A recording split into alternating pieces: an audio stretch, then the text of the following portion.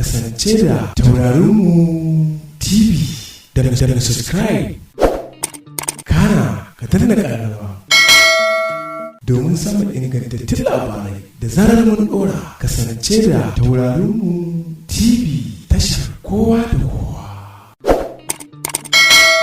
Na yi nadamar fara soyayya. Na kasance na taso bana soyayya, ban sanya take ba, ban iya ta ba, hasali ma tsoron mata nake yi. Ni dai dan makaranta ne, amma mafi yawancin abokaina kasuwa suke zuwa, to duk lokacin da zamu zauna zan ji suna ta hira yan matan su. Yau da gobe abin yana burge ni, kuma abokaina suna bani shawarar ni ma da na fara soyayya. To ni ma ina son na fara soyayyar, amma ban san ta ina zan fara ba, saboda ni ban taba kula wata yarinya ba. A haka na samu wani abokina domin ya bani shawarar yadda zan fara soyayya. A nan yake faɗa min cewa idan har zan fara soyayya sai na cire tsoro. Ya ce na je duk yarinyar da na gani na zo na faɗa masa, to zai raka ni. Bayan kwana biyu da haka sai na ga wata yarinya kyakkyawa wacce duk yadda zan misalta kyawun nata ya fi haka. A nan zuciyata ta yarda da ita, sai na je na samu abokina na ce ni fa na ga wacce nake so. Bayan haka sai muka shirya don mu je mu bayyana mata. Zuciyata ne kuma cike take da tsoro da fargaba, saboda ban san me zan je na faɗa mata ba. A haka na daure, muna zuwa muka yi sa'a muka same ta. Bayan mun gaisa ne sai muka faɗa mata buƙatar mu, sai ta ce mu bar ta za ta yi nazari. A nan na karɓi lambar wayarta.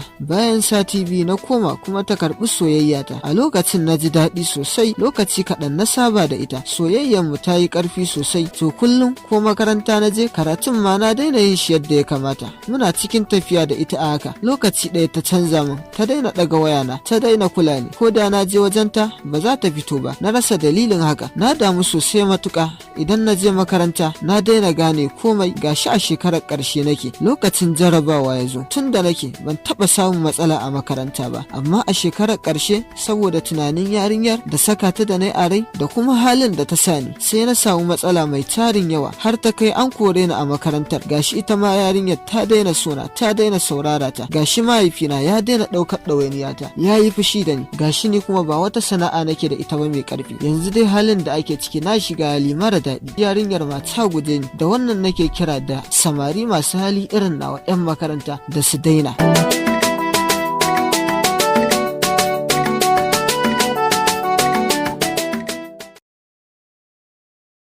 Taurarinmu TV da subscribe kana ka danna ƙararrawa domin samun ingantattun labarai da zarar mun ɗora. Kasance da Taurarinmu TV, tashar kowa da kowa.